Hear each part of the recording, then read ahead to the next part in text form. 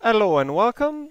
In the quiz today we are considering a value bet on the river with top pair, top kicker. Before value betting against a good thinking opponent, it's always important to consider our perceived range.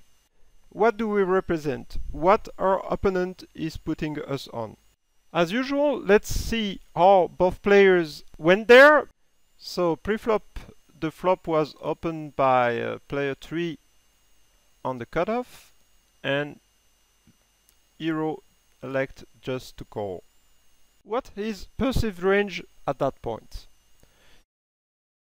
Best way to answer this question is to use the analysis tools. It's the bottom menu on the left, and for preflop situation, of course, we will choose preflop advisor here. And the table pops up. It shows in green the optimal 3-betting range and in yellow the optimal calling range. It's also important to note the bet size chosen by Snowie in this situation with all his range. Cutoff against button, Snowie advises to 3-bet half pot. Button call, so his perceived range is in orange. Mostly aces, ace queen, ace jack of suit down to ace 4 suited.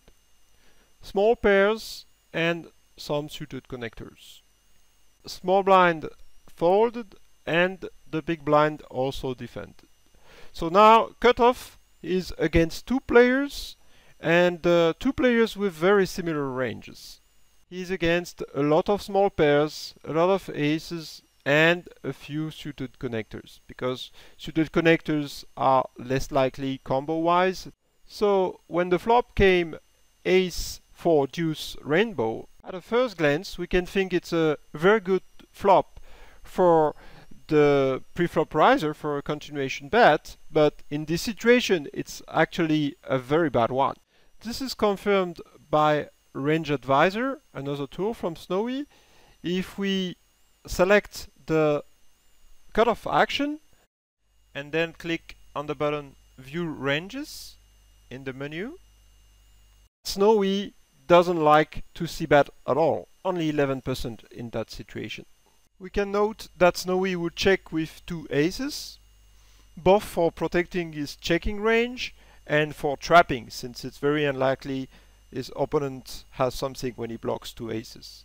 Even if the cutoff is not as aware as Snowie that it's a bad texture for a c-bet, once we call, we clearly represent top pair or a set. It's a three-way pot, so it's not a very good situation for us to float, and there is no flush draw on the board. So what we can float with? Only 6-5, pocket 5, pocket 3 for a gutter, and maybe pocket 8 or pocket 9s that we plan to call once and to fold to further aggression. The big blind gave up on the flop, and the cutoff checked the turn. My student elected to bet small, about a third of the pot. It's actually a very good sizing for our range. As you can see, Snowie would bet no more than half pot here.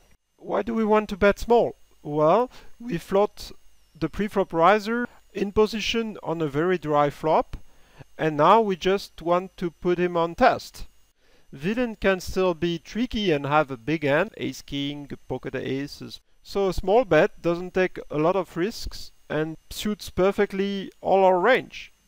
With that sizing we can bet all our top pair decent kicker for value and protection, and it's the best way to use the power of the position, because if our opponent is slow playing a big hand, he knows that if he just calls he won't be able to get all the stacks in. Anyway, with that specific hand, ace queen of spades, Snowie would advise a check 2/3 of the time. Ace queen of spade has a top pair and a nut flush draws, so it's not a hand we want to face a check raise with. We already saw that in a previous quiz. If we give ourselves ace queen of heart, then we don't have so much equity to protect and we can bet 2/3 of the time. Now if we have a look what should be our betting range on Range Advisor, we should bet 76% of the times, and we can sort the hand here to see which one we should check.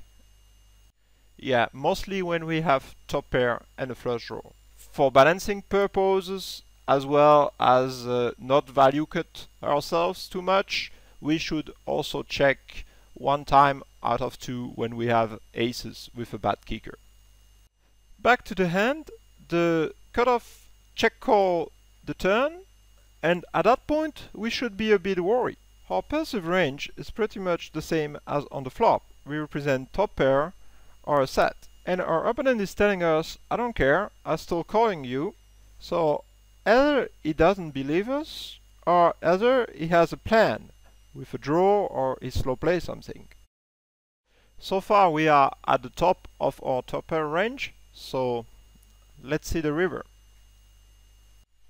Here it comes, and this is the position of the quiz with 4 options available: bet half pot and call, bet half pot and fold, bet all in, or check. Let's first analyze the 2 first options, which are betting half pot. It's actually what happened in the game. My student elected to bet for 40% of the pot, which is about the same than betting half pot.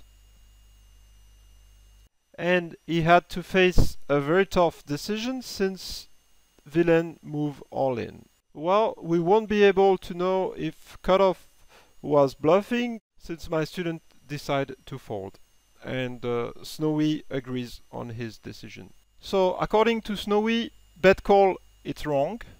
It cost 3.5 blinds. And more surprisingly, betting is wrong in the first place. It's a 6 blinds blunder. So betting for value with top pair top kicker is too thin. Don't get me wrong, it's very important to know how to value bet thin, and if you are playing low stakes against a passive opponent, that would be a crime not to bet in that spot. But don't do it against strong thinking opponent. He might be able to slow play, or he might be able to read that you cannot have the nuts betting so small. Her hand is pretty face up and can't stand the check raise, so we just can bet it. And actually, with all our range, if we bet at all, we should bet all in. What do we want to bet so much? Once again, that has nothing to do with our hand, but with our range. In that situation, we have very strong hands that we want to get value from, and we have weak hands we want to bet the maximum in order for our opponent to fold an ace. And of course, we cannot use that sizing when we do have an ace ourselves. The hand is very strong and will win most of the time at showdown once checked, but not strong enough to be bet. Well, that would be it for today. Take care and see you next time.